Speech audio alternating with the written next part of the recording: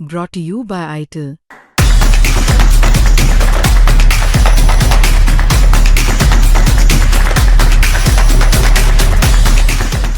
Sir, ये जो मामला है काफी टीसीएस का बढ़ गया है। मल्टीनेशनल कंपनी है, लेकिन जो आरोप प्रत्यारोप हो रहे हैं उसको कहीं ना कहीं पॉलिटिकल किनारा भी मिली है। और कहीं ना कहीं आईबीएम ग्रुप वर्सेस टीसीएस, ये कॉर्पोरेट वॉर भी शुरू हो गया है इस बहाने। लेकिन एक्चुअल फैक्ट क्या है? जो आईपीसी की जो कलम धाराएं लगाई गई, एक्चुअल फैक्ट क्या है, गुनाह क्या है और अभी क्या स्टेटस है? देखो, मैं कहूँगा कि कंपनियां बड़ी बड़ी है, अपने भारत की मल्टीनेशनल कंपनीज है वो। इसमें कंपनियों के नाम इन्वॉल्व करना ठीक नहीं रहेगा, क्योंकि मेरे मालूमात के हिसाब से कंपनी ने काफ़ी लोगों को सस्पेंड कर दिया है। ये इंडिविजुअल एक्ट के ऊपर केस है, ये कोई कंपनी के ट्रांजैक्शन से या कंपनी के डे टू डे बिजनेस से जुड़े हुए मैटर्स नहीं है, इसलिए मैं कंपनियों के बारे में कुछ नहीं कहूँगा। जहाँ तक मैटर्स का सवाल है, विक्टिम्स एक विशिष्ट धर्म की है, या मैं खुल के कह सकता हूँ हिंदू धर्म की है, और कुछ एक्यूज है जो मुस्लिम रिलीजन से है। अब कहीं तो भी मुझे दिख रहा है कि मेयरली बिकॉज दैट वहाँ पे दो धर्म के लोग हैं, इसलिए इसको बहुत ज़्यादा धर्मांतरण की तरफ से देखा जा रहा है।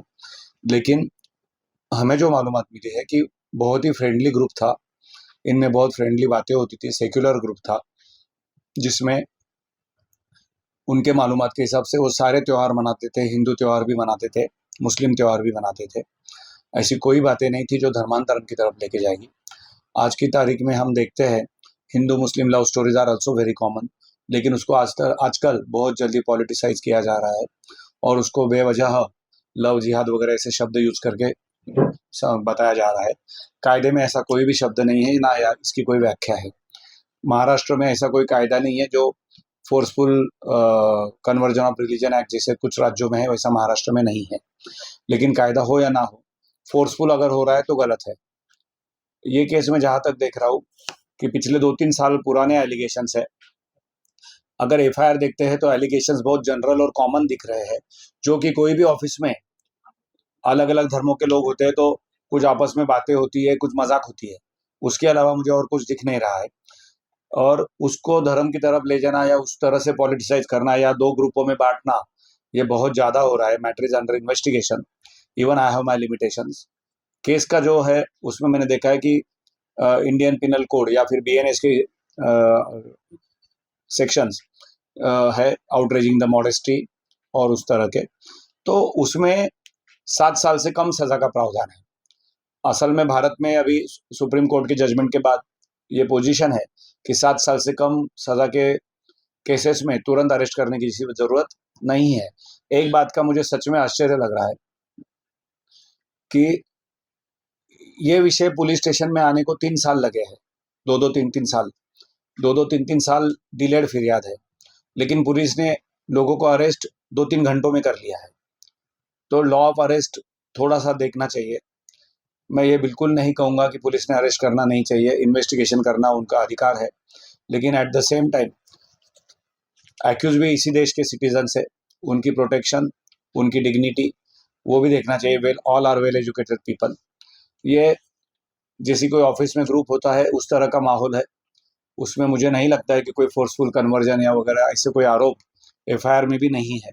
एफआईआर में ये जरूर लिखा है कि ऐसा दिखाया जा रहा था कि मुस्लिम धर्म कैसा अच्छा है या हिंदू धर्म में क्या है। तो ये जनरल बातें होती है, ये परसेप्शंस होते हैं। कोई भी दोस्त वगैरह भी मिलते हैं, हम भी किसी से मिलते हैं तो वैसी बातें करते हैं।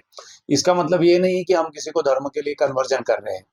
और एक ही कंपनी की अलग अलग घटनाएं हैं, ये सब एक ही वक्त हुई है, तो भी इसकी अलग अलग 8 एफआईआर बनाई है। जबकि मुझे लगता है कि सारी घटनाएं एक एफआईआर में भी आ सकती थी और विक्टिम्स को हम विटनेस बना सकते थे। अलग अलग एफआईआर लेके उनको अलग अलग क्राइम में अरेस्ट करना मुझे कहीं तो भी गलत लग रहा है। मुझे लगता है कि से another side of the coin ये भी देखना जरूरी है, क्योंकि अगर हम इस तरह की बातें करेंगे तो ये दो धर्मों में का गैप बेवजह और बढ़ेगा। किसी विशिष्ट धर्म को फेयर करके दूसरे धर्म इसके साथ अनबायस्ड होना या बायस्ड होना, ये गलत होगा। Investigation is a secular process, court is secular, lawyers are secular, उसको हम सिर्फ कायदे से देखना चाहिए, ऐसा मुझे लगता है। जो चल रहा है मुझे लगता है थोड़ा सा ज़्यादा पॉलिटिसाइज हो रहा है, और पॉलिटिशियंस कुछ अपने खुद के फायदे के लिए या पार्टीज अपने फायदे के लिए कुछ कर रही हो तो पब्लिक समझदार है। सर जो बीएनएस के जो धाराएं लगाई गई है उसमें क्या है, क्या कोई धर्मांतरण का, फोर्सफुल धर्मांतरण कोई मामला है इसमें देखो लगाया? आईपीसी में ऐसा धर्मांतरण का कोई स्पेसिफिक कलम नहीं है, लेकिन कुछ धार्मिक भावनाएं उनकी हर्ट की गई, इसका एक सेक्शन 299 लगाया हुआ है, लेकिन धर्मांतरण का प्रोविजन कोई भी लगाया नहीं है। महाराष्ट्र में आज की तारीख में धर्मांतरण के ऊपर ऐसा कोई स्पेशल एक्ट नहीं है जो कुछ राज्यों में है।